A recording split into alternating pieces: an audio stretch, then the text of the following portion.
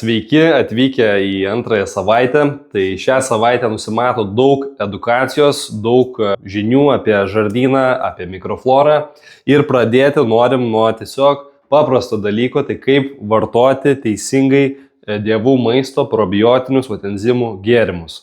Tai daug klausimų ateina, ar čia 50 ar 600 ml, o kas bus, jeigu 500 ml išgersiu, kas bus, jeigu litrą išgersiu. Visada galima paeksperimentuoti ir visai kūnas gali sureaguoti. Bet rekomenduojam laikytis taisyklių, nes pavyzdžiui, jeigu jūsų dabar žardynas nėra pratęs prie tokio kiekio gerosios mikrofloros ir taip pat tiek enzimų ir panašiai, tai tokiu atveju gali labai suaktyvėti žardyno virškinimo trakto veikla, gali padidėti, tarkim, dažnumas į tualetą, kaip dažnai einate ir jeigu ten, tarkim, dirbate ar kažką, tai nėra galbūt patogiausias dalykas. Todėl bendra rekomendacija yra gerti 100 ml. Aš rekomenduočiau prieš valgį, todėl kad čia yra visų pirma gyvos bakterijos ir taip pat yra enzimai. Yra skirtingas poveikis, tarkim, jeigu mes išgersim šitą gėrimą, tarkim, valandą, 2 valandas po valgio, tai jisai tą skaidomą maistą, jau jis bus skrandžio dalis nuėjęs į ploną į žardyną, jisai su tais enzimais padės iš tam tikros pusės suskaidyti. Bet gerosios bakterijos jau kažkiek gali būti paveiktos, nes vis tiek, kai skrandis dirba, išskiria skrandžio rūgštį, tai yra tikrai labai rūgšti terpė, tai yra žemas pH ir jis tas pH kažkiek tais naikina tas bakterijas. Tai geriausiam poveikiui yra, kad pačių bakterijų prikrauti į žardyną, tai yra gerti prieš valgį.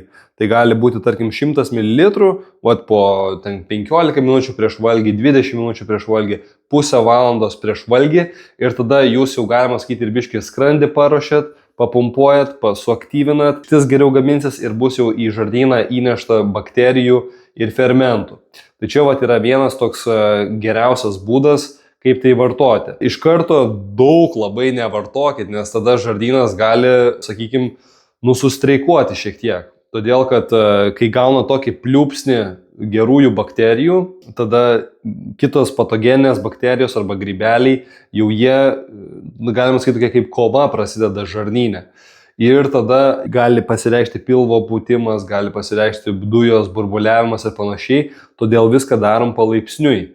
Jeigu, tarkim, priklausomai net nuo jūsų žardyno būklės, jūs iš vis galite pradėti ten minimaliai, kad ir nuo 1 valgomo šaukšto, tada 2, tada 3, tada 100 ml ir po truputį kažkiek padidinti, bet standartiškai 100 ml prieš valgį, jeigu jaučiat, kad, pavyzdžiui, kažką sunkesnio pavalgėt ar panašiai, kad pagalbos šiek tiek virškinimui būtų, galit po valandos, po 2 dar 100 ml, pavyzdžiui, išgerti. Ir vaikams, tai jeigu kažkas klausia, ar galima vaikams gerti, tai standartiškai rekomenduojam, kad 50 ml, tai yra pusė tos rekomenduojamos tiesiog dozės. Kaip dabar galima vartoti? Čia nėra tik tais taip, kad įsipilnam į stiklinę ir išgerti, tai vienas iš būdų, bet galima, nes čia yra gyvos bakterijos, tai galima, vadinasi, įdėti ir į kokteilį, įdėti ir į, pavyzdžiui, kažkokias tai salotas, į košes, į kažkokį daržovių miksą ar kažką, čia praktiškai viską galima pagardinti. Ten, kur ypač reikia gyvybės,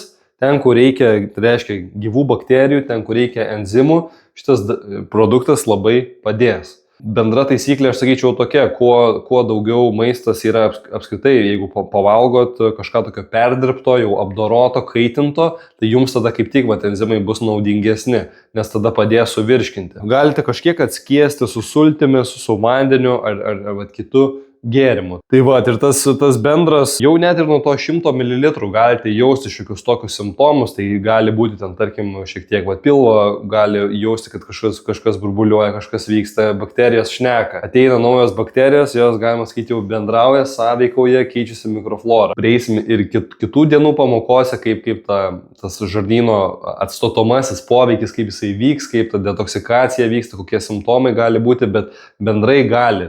Ypač virškinimo trakto simptomai, būti kažkokia viduriavimas, užkietėjimas, pilvo pūtimas, dujų kaupimasis, gali ir kažkiek galvą skaudėti. Gali tokių dalykų būti, priklausom nuo to, kaip dirba jūsų detoksikacinė sistema. Tai yra žardynas, kepenys, inkstai, limfa, oda ir panašiai. Jeigu viskas veikia kaip šveicariškas laikrodukas, jūs praktiškai nepajausit jokių simptomų.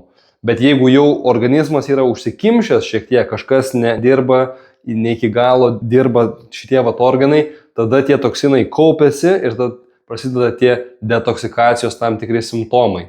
Tada reikia padėti kūnui judėti daugiau, išprakaituoti, gerti daugiau vandens ir taip subalansuosite tą poveikį iš dievų maisto, kuris gali šiek tiek keisti mikroflorą ir kažkokią tai sukelti reakciją šiek tiek.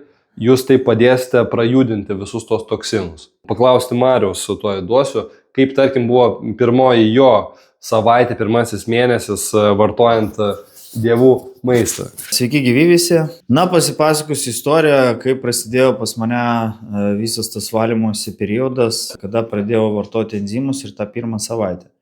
Pirmoji savaitė buvo labai įdomi, nes dar visų pirma mano burnos receptoriai nebuvo pripratę prie to tariamo nesaldumo, daugiau tokios gyvasties. Tada po biškį pradėjau juos gerti ir pirmom savaitėm, pirmom dienom pas mane prasidėjo toks momentas, kad pradėjo labai smarkiai burbuliuoti viskas. Į tualetą pradėjau, peristaltika pajudėjo, daugiau tuštintis pradėjau. Tai ir kas svarbiausia neįsigąs, nes tenais prasideda toksai dažnas vaikščiojimas, į dieną gali pradėti vaikščioti po 3, po 4 kartus.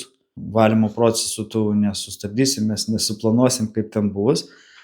Tai ir po to geresnis miegas pas mane pasidarė. Virškint pas mane pradėjo maistas geriau. Pas mane buvo taip, kad po kiekvieno maisto pas mane visą laiką kildavo rėmuo apsiramino. Tai čia būna pirmosios savaitėse, o po to viskas vis greitėja, viskas tik tais kalibruojasi greičiau, ir grįžta į tą savo pradinę normą.